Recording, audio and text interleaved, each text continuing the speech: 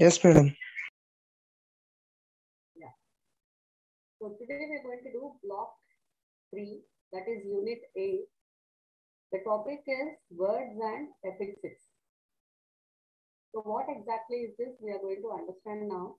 The whole blog that we are going to do now is about regarding word formation. How are words formed in English language? And what are the basic tools for that?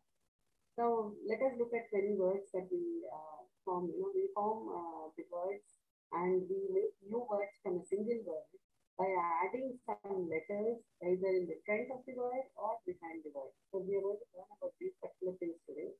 And words are said to have their own individual meaning. Every word in a sentence has its own individual meaning. And when we speak about a sentence, any sentence that we say, we try to take all the meanings of all the words and then try to understand what it is said.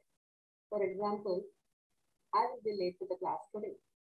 So you will try to understand the meaning of I will be late to the class today. So this is what they mean to say here. Words are said to have their own individual meaning and we get the meaning of sentences by combining the meanings of the word. So it is only a combination of these words that we get the meanings. So this is a very interesting chapter that we're going to do today. I'll begin with the chart as we are doing it. In between, we'll go through the textbook too. Right. So this is the chapter that we are going to do. So let us understand what this is basically. What is a morpheme? I think I have done this in the first unit or second unit for you all, but again, in detail, we'll do it over here. A morpheme is the smallest linguistic part of the word that can have a meaning. So this is a word which has a meaning, and you can also ask me what is the difference between a word and a morpheme. I'll explain to you even that part. When we look at a morpheme, the morpheme is the smallest meaningful unit of a language. It can be any language. It may be only English, but we are, as a student of English language, we need to know that even the other languages also have the smallest meaningful unit of a language. And what is a word? If the morpheme is the smallest meaningful unit, what is a word? A word is the smallest free form of a language. Okay, it doesn't have a form of its own. It can be anything. Like in our local languages, we do lots of sounds and words which give different expressions and different meanings. So the same thing is what is mentioned over here. Now coming back to the morpheme, it is the smallest linguistic part of the word that can have a meaning. It will have a meaning. In other words, it is the smallest meaningful part of a word. Examples of morpheme would be the parts, like, look at this word. The word is unbreakable. So if you just try to break the words, you have un over here in the front, then break in between, and able at the back. Now, these are called the morphemes. So they help you to say the word also properly. That's how you will use them. These morphemes have a main part called morph. Now, what is this morph? Morph is nothing but it is the phonetic representation of the morpheme, how it is to be said. We all are, dealing with a paper called phonetics or linguistics over here. In linguistics, we are doing the phonetic paper, and the phonetic paper speaks about the sounds, right?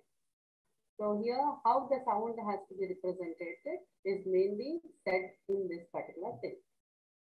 So, shall we get into this page number 128? I want everyone to open their readers.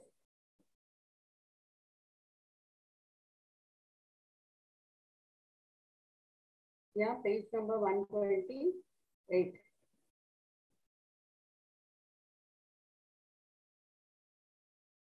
Samu, do you have a reader with you? No, madam. I will bring day after tomorrow after going to university. You got it? No, madam. I don't have any textbook, mate. Okay, you don't have any textbook. Fine, then just try to understand what we are trying to read over here from the reader. It is nothing but there are a lot of examples that are given. So if you look into the reader, there's a table which has some words in A and B. In A, you have words like balance, material, mature, mobile, moral, partial, possible, and proper. When you look in B, you have imbalance, immaterial, immature, immobile, immoral, impartial, impossible, improper. So what do we understand this? So to the word balance, when I add IM, the letters IM in front of it, I'm getting the opposite of the word. Yes, that is the meaning of, when you take the meaning of balance, balance is something when people can take a decision and they're calm and quiet and they're clear about everything, you call them balance. And what is it? What does imbalance say? It is the negative form of that, right? So what he means to say here is basically these words, a new word is formed. How is a new word formed? In this whole unit, you're going to learn about the formation of new words and how the meaning changes for few words by adding the letters either in the front or at the back.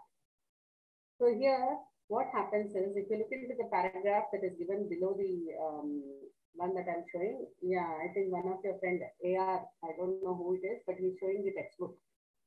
Please look into the textbook part there. You will notice that all the words are starting with I am in B. And if words are the smallest unit in meaning, you have this meaning here. That means in, what does it define, students?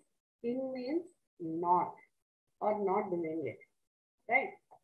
So when it comes to the linguistic part, the next paragraph, I'll just tell you in short. I'm not going to read it. You can do the reading part later.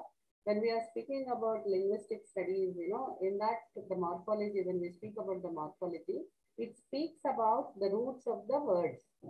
Mostly, most of the words, you know, the basic, the root of the words are from Greek and Latin. Later, they were developed. New words were formed from those original words. So this morphology is, when you speak about the morphology, let's say as a student of English, if we are sitting and conversing with each other and we say morphology, we can understand we are speaking about the word formation. But suppose you are sitting with science students and if you say morphology, they may not be understanding you, because morphology in biology also speaks about the body organs or refers to the biological forms of the organs, or it can be anything, I mean, about the trees or the plant structure and all that part. So main thing you have to remember is every unit of meaning in language is called a morpheme. And in that you have morph. Now let us look at a new word called, given over here, impractical. Impractical means what? Someone who is not practical at doing things, right? So the concept of practical and the concept of the negation are both distinct morphemes. That means it is very clear that this word has a meaning saying that the other person is practical, and impractical also gives us a meaning saying that the person is not practical. So like this, you have different pronunciations also. The sounds is very important. That is the reason where the sound part is called the mod. If you look at the three words that are given in this page, look down, boy, singular we say boy. When we are saying the plural part, we say boys. Is the sound that comes at the end. Let's look at this word, the Hindi word, ladka, ladke, right? Abbai. So this is in Telugu, abbai, abbailu. So see how the word sound is changing at the end. So we are going to learn only about sounds today and addition of letters. This is very important in this particular chapter. You need to understand this concept. So what happens is when you are writing the plural form, or you know, when you're adding something at the end, the word sound changes and there is a particular way the sound is said. So that is what you're going to learn here. Now let us take the example. The actual pronunciation for boys, ladke, abbailu are morphemes. So the sounds at the end are called the morphs. The concept boy and plurals are morphemes. So this total, the main word is boy. So what is that you are adding when you are writing the plural form? You are adding es. So that sound that is coming, right? Boys. So when they say boys, so that is the sound and that's called morph. Now let us look at Page number 129. Can you all turn to page number 129? Yes. AR is also turned the page to 129, a little bit clearer. Yeah, fine. That's nice. So look at the second paragraph there in that page. Morphemes are the minimal unit of the meaning in language. It is the smallest indivisible unit of meaning. Indivisible means you cannot divide it further. That is what it means to say.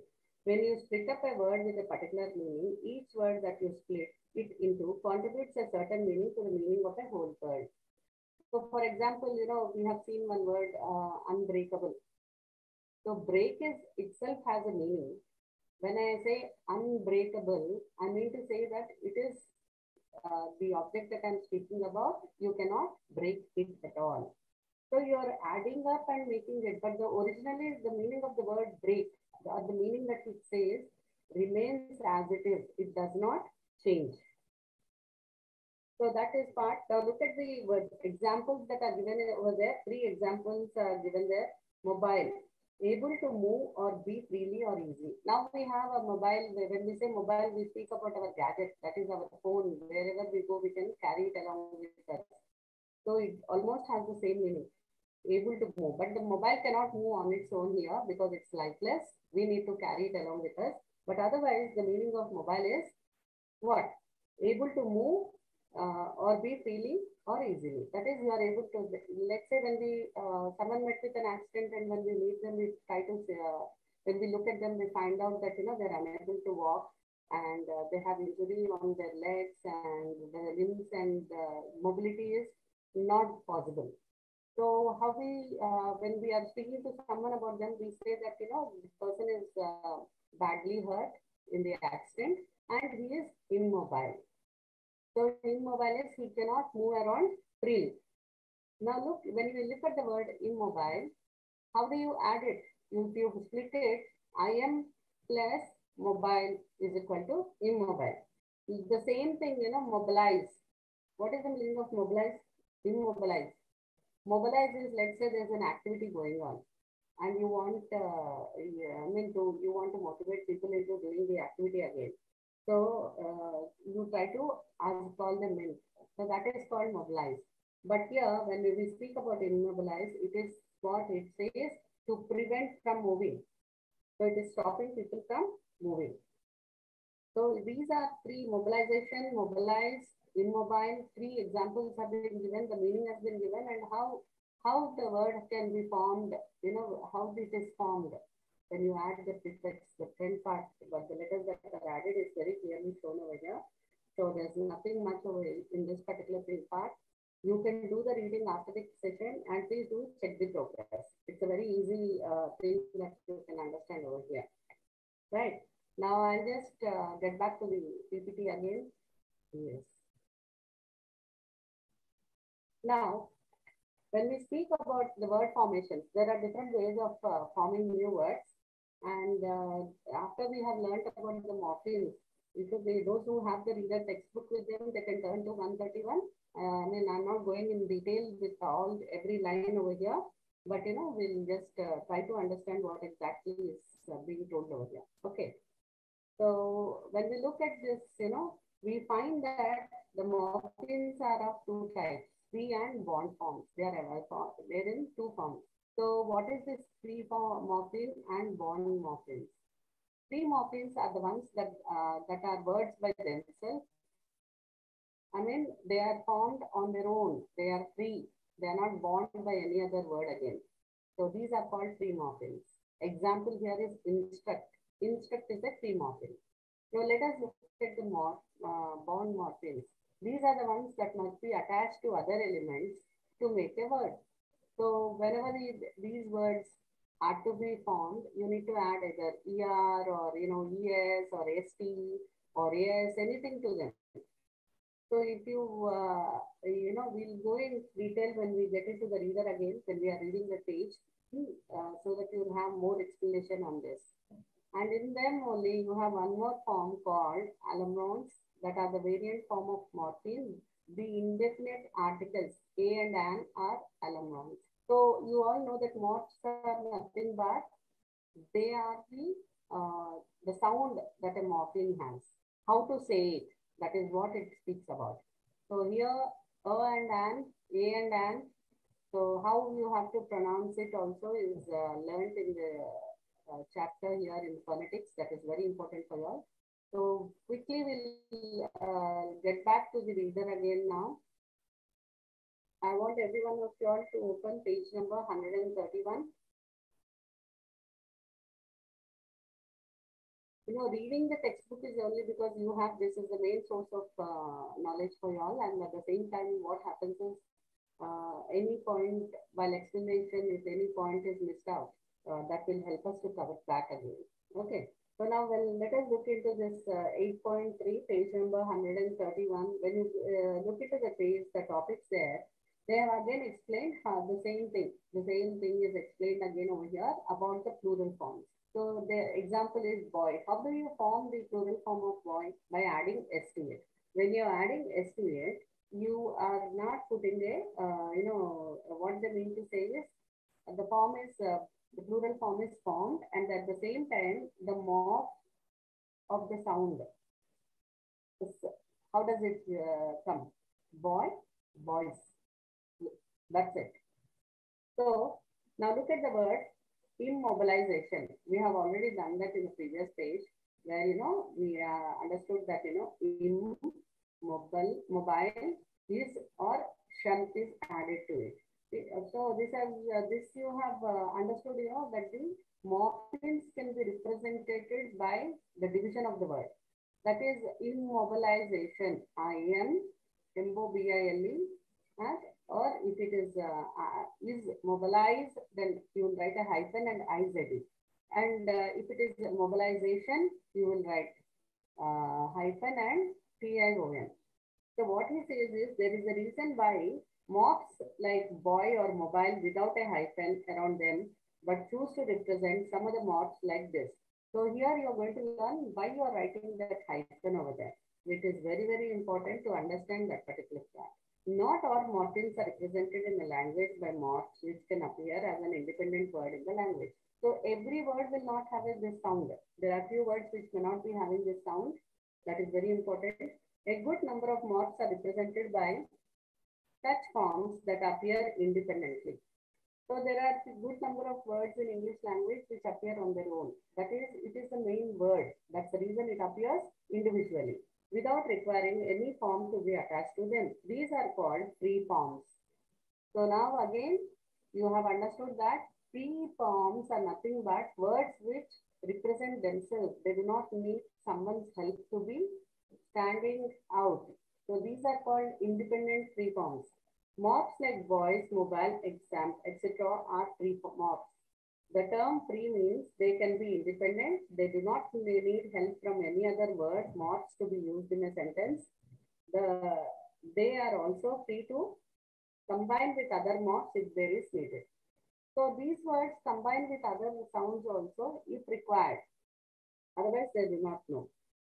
So you may say, see that morph boy used as just boy or as a part of larger boys like boy, boyish, and the like. It is only, mainly how do you change the form of a word? This depends mainly on the situation we are in and also the context. So if I go to a classroom and I speak about needles and scissors and, the lights and all that, it doesn't make a sound any sense at all. We have already learned that the lexical words are very important wherever we are, right? So the same way, what he means to say is the form of the word is used only based on the need. Wherever it is needed, there only they do that. There are different from free forms because they do not have freedom to appear on their own in a sentence. So you know that, these words are only sensible and meaningful when you use them in a sentence. Right? The boy is climbing the tree. So when I say this sentence, the boy is climbing the tree, if I just say climbing the tree, I use the phrase climbing the tree. So what do you understand out of this? You understand that somebody is climbing she's saying that, she's speaking about climbing a tree. That means somebody must be climbing or something must be happening. What is there is not clear to you. When I add the word, the boy is climbing a tree, that makes full sense. It's a complete meaningful sentence where it gives you a message that somebody is climbing a tree and I'm speaking about it.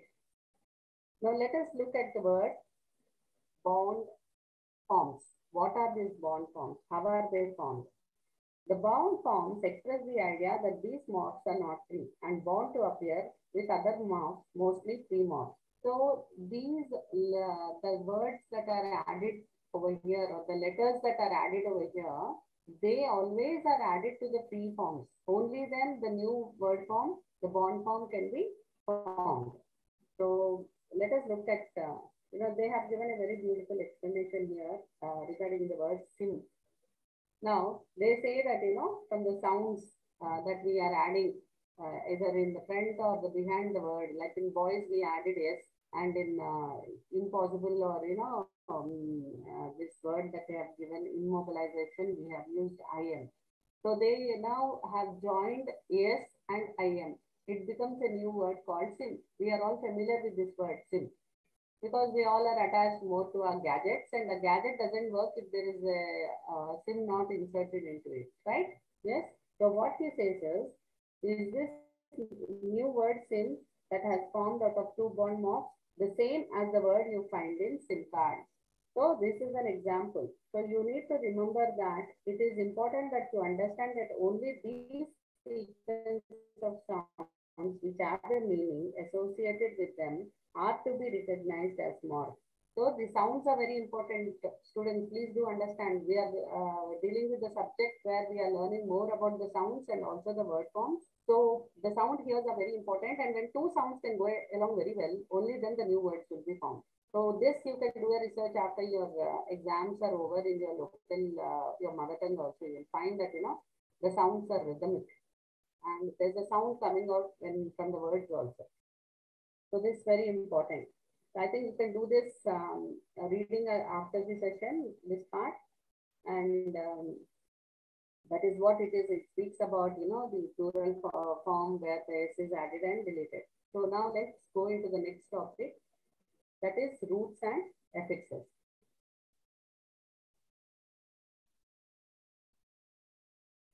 Now coming to these roots and affixes, this is very important thing, and it's very easy also to understand. I request every one of you not to understand, will be to, not to get confused over here, sorry. And if you have not understood, please do, post in the chat box so that I can repeat the topic again. Now, roots are something is very important. Root forms of a verb is very important that we understand. In English grammar and morphology, a root is a word or a word element. In other words, a morpheme from which other words grow. The new words are made from that, usually through the addition of prefix or suffix. Now, what is this prefix and suffix? We are going to learn about them also. But until then, something which is added in front of a word is called a prefix, and at the end is called a suffix. So that's how new words are made in English language. So root is the core form of a word that is heavily influenced by the ancient Greek or Latin words. So these words are mostly from the Greek and Latin, and they are free form. That is, they are on their own. And in English language, we have 120 root words. So, if you can see here, if you go into the depth of this particular phonetic linguistics topic, you will understand that, you have a root and a stem also over there. You can see there I have given an example of the free form. Free form is ego. So how do you make the other forms over here egoistic, right? Anything else you can add? You can add over there. Now let us look at the word legal. Legal, legalized, illegal. Illegal again gives the negative meaning of this. So it's a negation over here. Now act, action, enact. You can make new words like this, right? That is the free form. Now let's look at this stem form. This stem form is like, astro is the main thing. You add new words for that. Astronaut, astronomy, and so on you can add.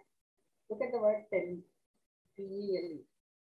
So telephone, television, right? You can add more, make new more words out of it. There's someone in the chat.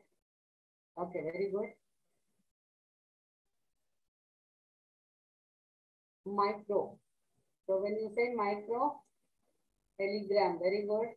Shamu has posted telegram over there. Very good. Television, telegram. We do have, the third one is micro. In micro, there is microphone. Arisha, very good. Thanks a lot. Today you all are responding. Yesterday there was no response from your end. So we have microphone, microscope, right? Yeah, Microsoft. Very good. So this really nice to see so many interacting. So I hope this is very clear. The roots is very clear to you. Now just look, please make a note of this link that I have given over here. In this particular page, that the link that I have given you, there are n number of examples of the words. And how you can make new forms is also given over there. So will you please make a quick note of this so that I can go to the next slide. Examples.yourdictionary.com, examples of root word. Okay. So quickly, I'll look into your reader 8.4. Let us go through the textbook 1, page number 132. In the previous session, we have discussed the physical realization of morphemes. That is, what happens? The water is, just till now we have been learning about the morphemes and the different forms they have. They are in two forms. One is the free form and the other one is the bond form. So when we speak about the free form is a word which has, it is free and it is not formed by adding any suffix or prefix. It is on its own. And most of the free forms are from Greek and Latin. It is the core form of the word. And there are 120 more words would be there. It's just a small note that I came across and I thought I'll just share it with you all. So this is about the free forms. Now let us look into the reader.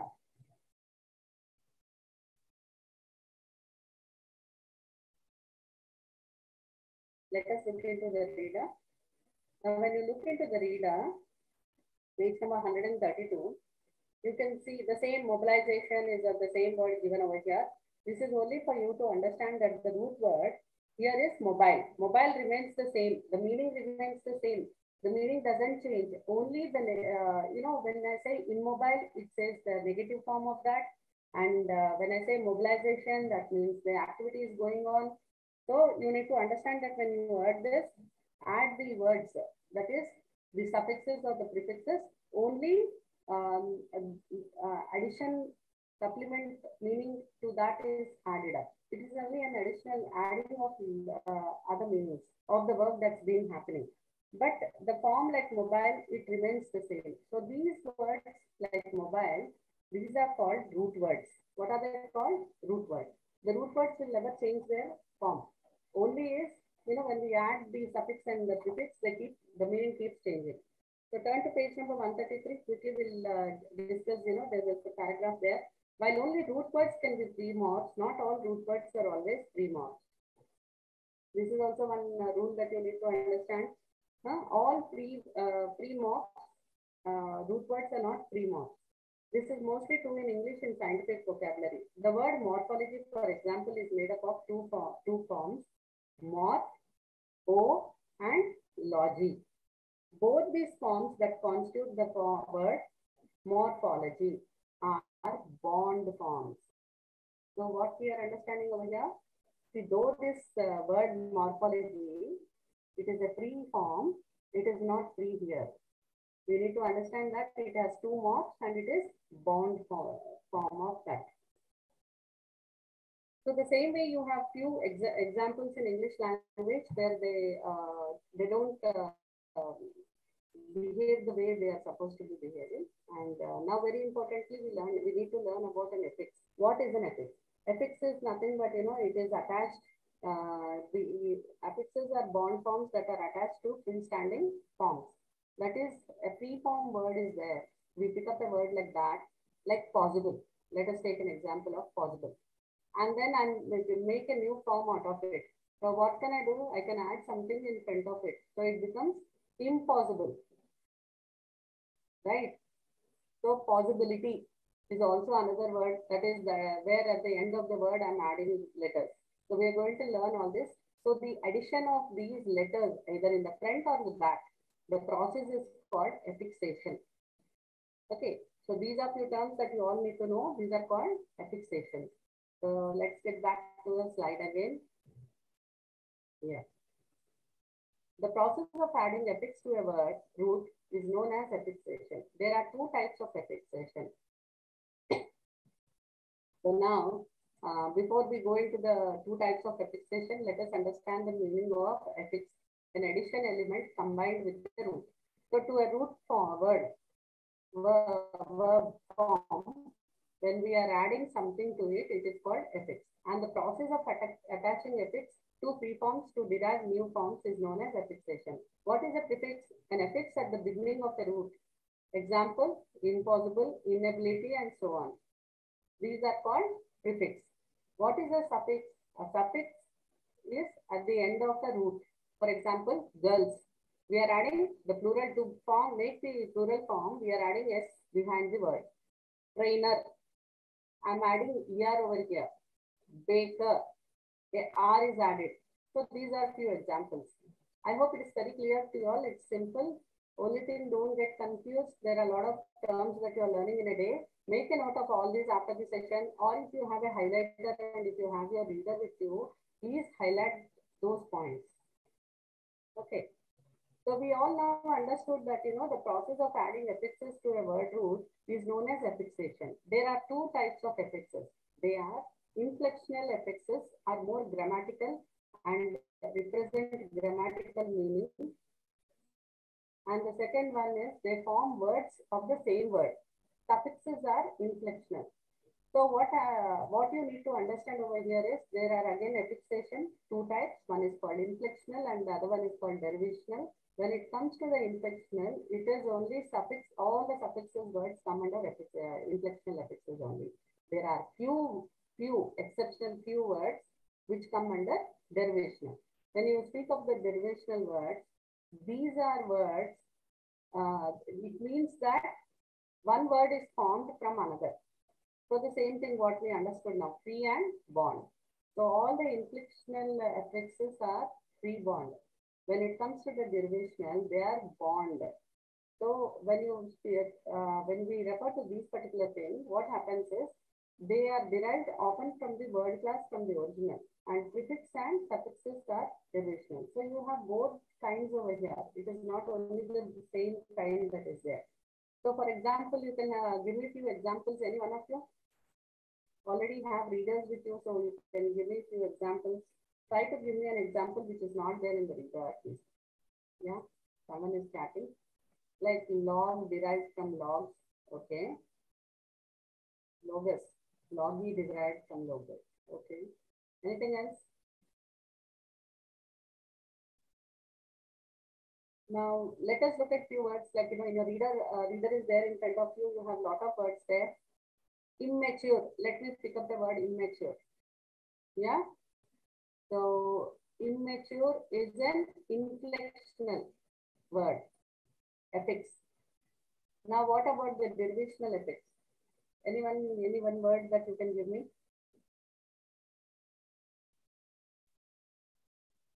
Look into page number 133.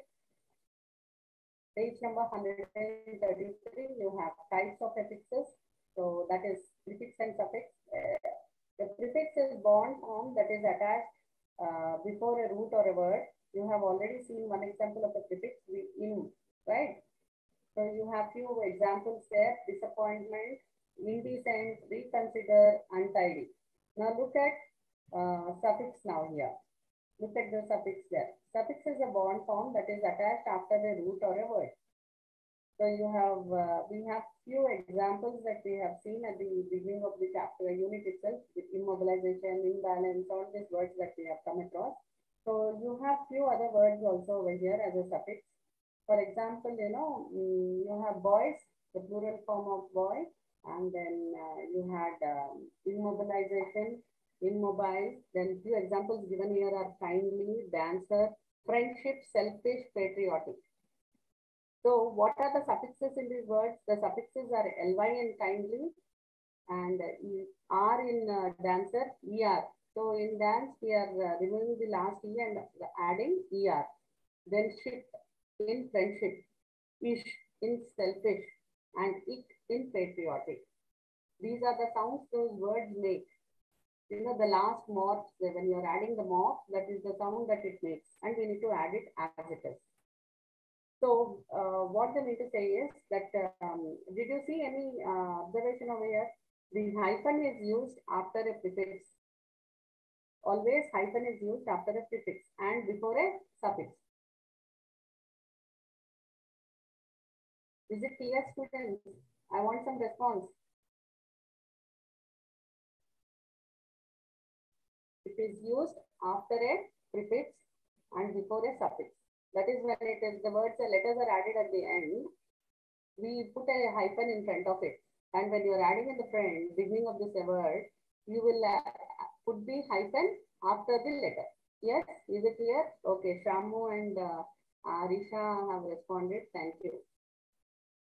Yeah, she has given a word here, participation. Participate is one word, right? So what is the change? If the word form changes into participation, participating, participate. So these are the different forms that we have. Okay. So now I think this is done. So let's I'll put that into this. Yeah. So we are now the next form that we are going to learn is the inflectional and derivational affixes in English. So I request everyone to move on to page number 136.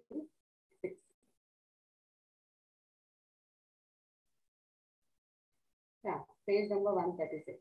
Now here comes the affixation. In your reader, it's been given with few examples in page number 136, how the suffix and the prefix, they keep changing and the function is also very clearly explained over here. So before we go into 136, I want you to see in page number 135, just a quick refresh of what we have learned till now. There are two types of affixes, that is the inflectional affixes and derivational affixes. And they are very important because they help in word building process. So this is an process where new words are made out of it. Every year, you know, there are a lot of words which are being added in the dictionary and also to the vocabulary, where you need to understand the meaning and also the usage of the word. You can't be using it everywhere, right? So that is very important. So when we speak about the inflectional affixes, they are more grammatical in nature. That is, they are used to represent grammatical meaning. They are used to represent grammatical meaning. Whereas the derivational affixes, on the other hand, are used only to make a new word in the language. So there's a lot of difference over here. I think you all need to make a clear clarity in your mind that inflection words or the root words, mostly we have a lot of root words over there, though they are in the bond form or in all that. So what happens is, the first part is only grammatically, wherever we can use them, we'll be using them, that's it. Whereas the derivational affixes are from where we make new words out of it. The word forms also are declared over here. Let us look at the difference between the two types of affixes in greater detail. Now this paragraph is very important. I request you to mark there also with your pencil or whatever it is. Please mark it. The derivational affixes, as we have said, are used to form new words in a language. They form new words in one of the following two ways. By changing the meaning of the original word. So how do they make new words? By changing the meaning of the original word. One can see example of this in many ways in which we can get the antonym of the word in English. Take the word like tidy. So what is the meaning of tidy? That is neat and clean. The opposite of that is formed by adding un, untidy. Untidy means someone who is not, something which is not neat or cleanly kept, right? Now the same way you have the word obey. Obey is to listen to or be obedient, or, you know, try to agree to things, and disabled is the opposite of that.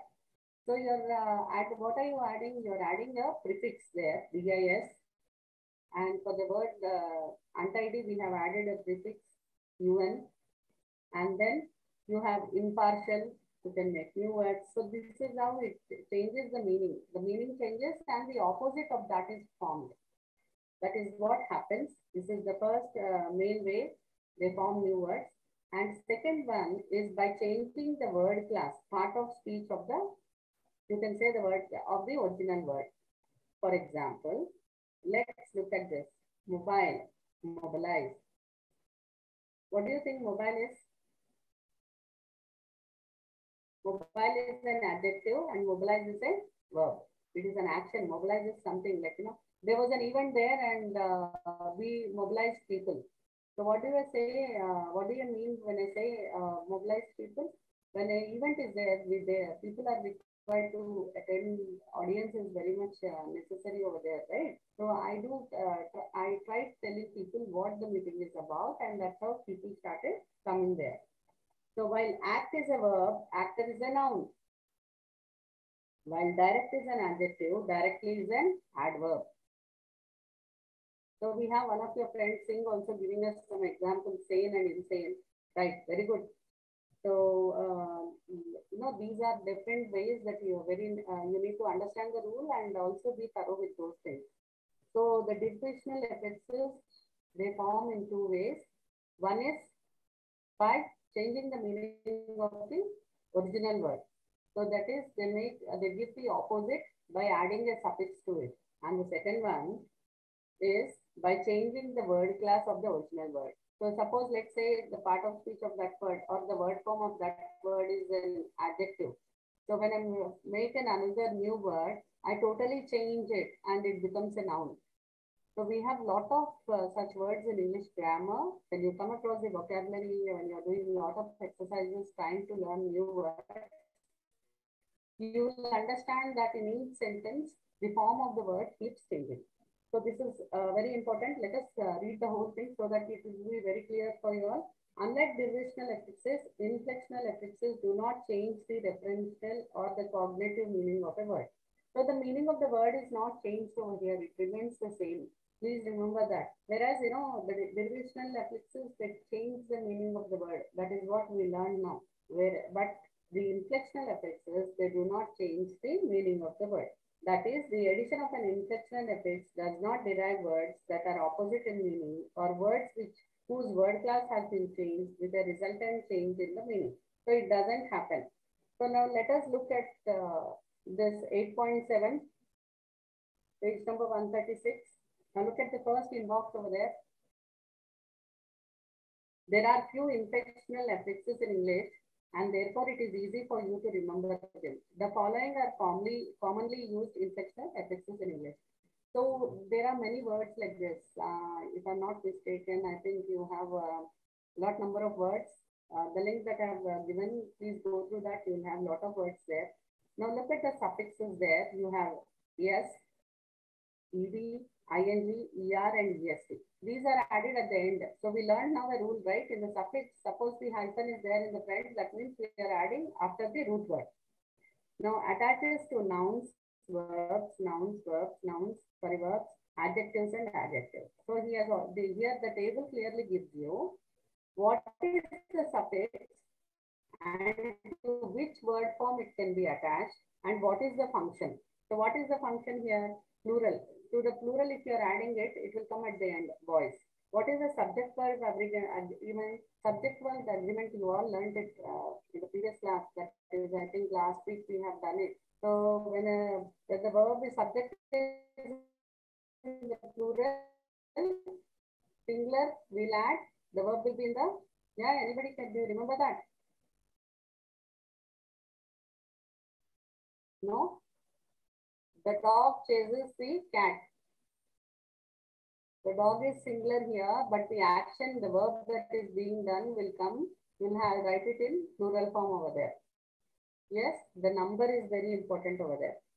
Now see here, possessive, John's, apostrophe S, past tense, PD, progress, continuous aspect. Yeah, Comparative degree, always you have, in degrees of comparison in the adjective, when you deal with the adjective forms, you have degrees of comparison over there. So you have 3 degrees of comparison. The first one is known as positive, second one is called comparative, and the third one is called superlative degree. For example, let's take the word tall. Tall is a very simple word. That is tall, taller. When I'm comparing with 2 things, I use ER at the end. And the superlative degree, I'll be adding EST. So that becomes tallest, right? So that is what he has explained over here. Now look at the derivational affixes used in English is much longer. They are also more restricted in terms of which words they attach to. So when it comes to the derivational affixes, they are longer, and also they have a lot of restrictions. That means they do not attach to every word. So they have their own rules. So inflectional affixes are not in that sense more productive. They attach to large number of words that are eligible to take them. So these can be added to lot number of words. So the following are list of some common derivational prefix and suffix in English. The list is not exhaustive. So that means this is very easy for you all to learn, to remember. At least, you whenever you look at some English, any words that you come across, a new word, you know how to make the a new word from the root word. Got it? Now, what is the prefix here? R, ex, this, in. So they attach with verb, nouns, verb, adjective, verbs, adjective, and adjective. So look at the words. For example, the examples are there. You can look at them. Rewrite, ex-husband, disallow, dishonest, undo, untidy, impossible.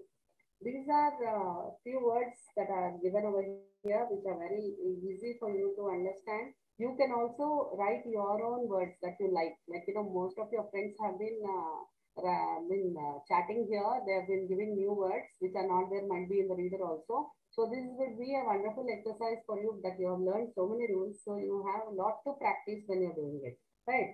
So turn to page number 137.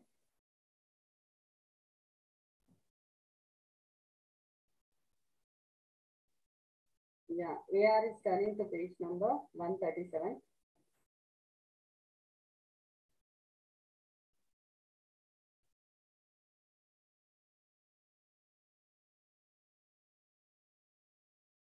Yes. So here also we have a table here where the suffixes, the meaning, the form, and examples are given over there. So this is very easy for you to understand. You can see the suffix there, IC is added. It attaches to nouns and pertaining to or related to, it forms an adjective, patriotic. So you have a lot of words given over there. You can do that. The suffixes that are added is SHIP or HOOD. So when we speak about, neighborhood, childhood, adulthood, we have again words like, you can add up new words. You of you all can think about new words with food. And also you have shift here. So relationship, right? Think about lot more words. You can make few words with these words that are given. They are given you an exercise there. Check your progress after each topic, and lot of words are given over there for you to think. This is very important for you to, if you have understood, yeah, companionship. Just now Arisha has given brotherhood. Very good. Singh also, thank you very much. He has added brotherhood, companionship also is one more word there. Good. So, where you have lot of suffixes and prefixes that are not mentioned might be in the explore on these topics and try to understand more words. So word formation is very important for us in English language. Let us just look into the third slide here. I've just given a link over here. You all can note down the link over here, and then try to get into these pages and learn new things there. Yeah, compassionate, very good. It's very interesting to see that everybody is trying to give more new words over here. That's really wonderful.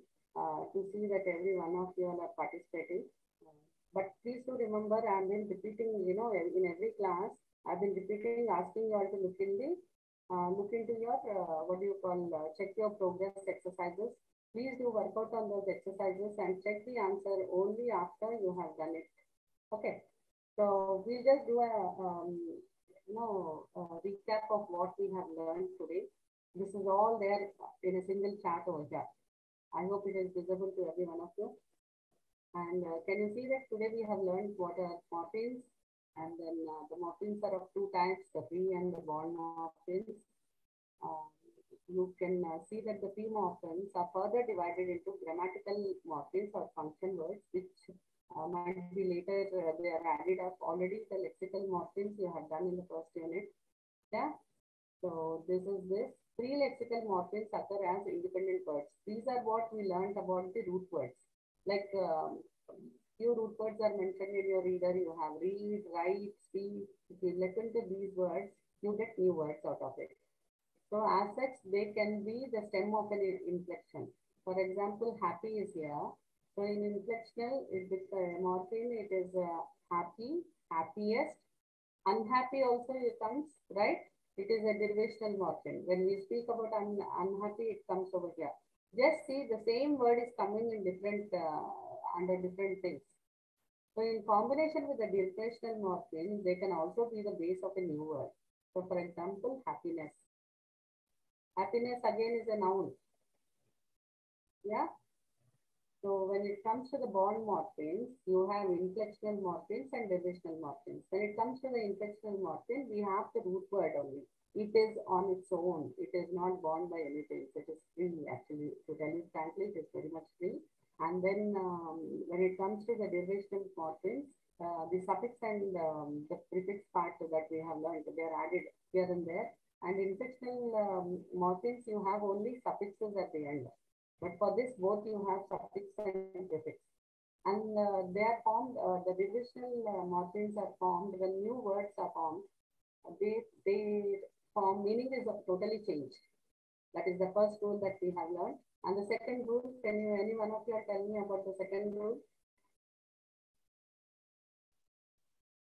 Yes, anyone? Do you remember the second rule?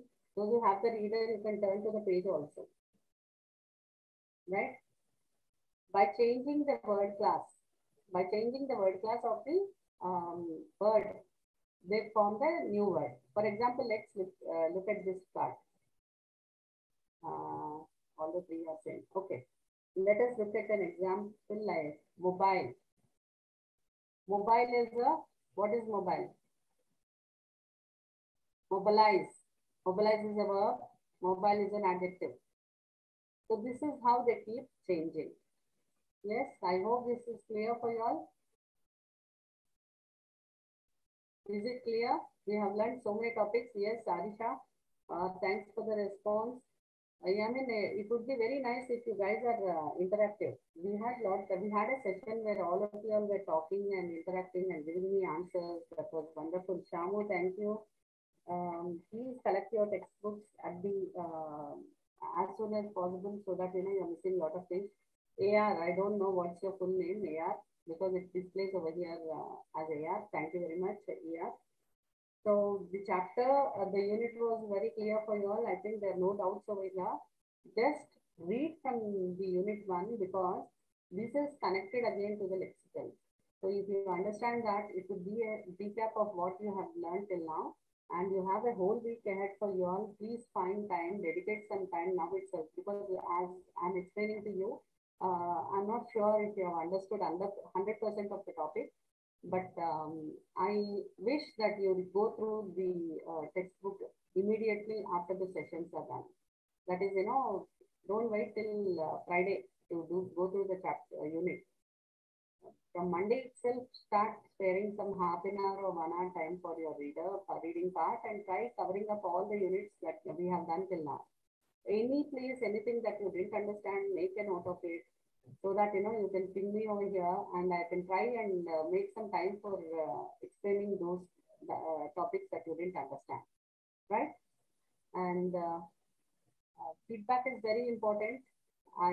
So that it can help me improve myself also more, and also try to understand if I'm very fast when I'm explaining, or I need to go a bit slower. Anyone has any problem with me, my teaching part, please. Yes, ma'am, I'll go through the topics. Arisha, thank you very much. Yeah. Anybody has any issue over here? Are you able to follow me? No problem. Yes, no. Okay, no, ma'am, no problem. Fine. Others also can let me know if they have any problem following in the following part. Yeah. So the unit again, we have still 5 more minutes for the class to end. So I request you all to go through the reader. While you're going through the reader, can you check your progress? Please open page number 130. Page number 130.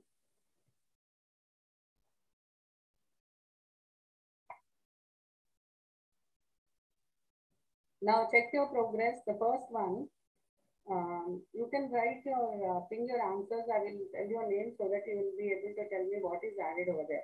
Okay. I want you to do the second one. This would be Shamu. Can you just try? See, physical representation, that is the mark of the plural has to be written in the space. For the first one, it is already done. Dogs.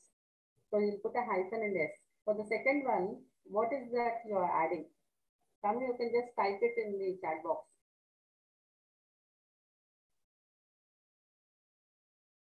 What is the mark, the plural one that we are adding over there? The suffix. Second word, not the first one.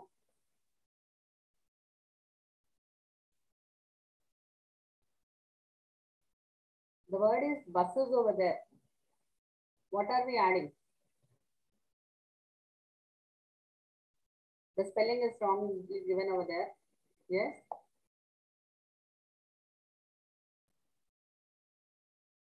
What are we adding?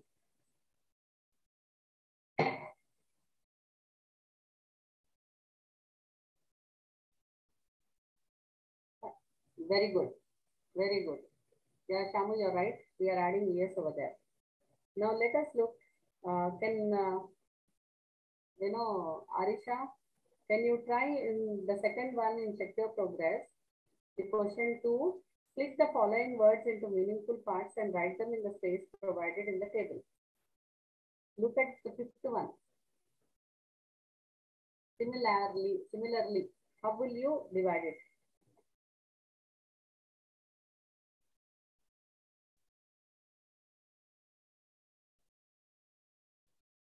Okay. He has done it. Anybody else want to try?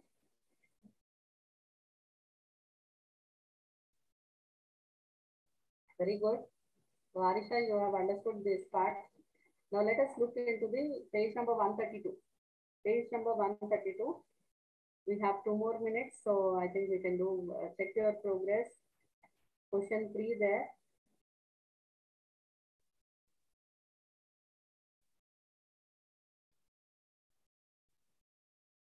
Okay.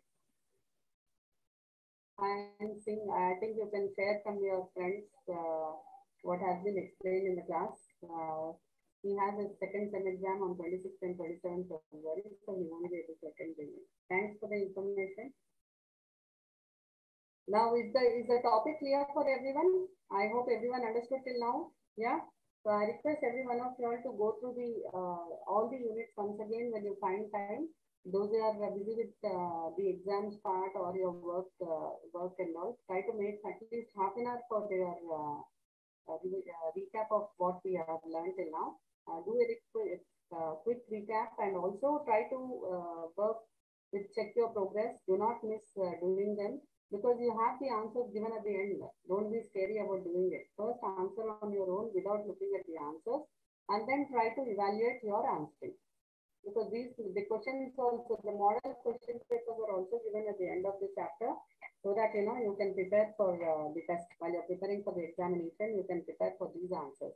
So the first question over there in the model examination is identify 2 differences between inflectional and derivational affixes. Support your answer with suitable examples. This is there in the first paragraph of the topic itself. Please go through that thoroughly. Yes? Yeah. Thank you. We'll catch up again next week, same time. That is on Saturday and Sunday, 1 to 2. Right? Thank you all.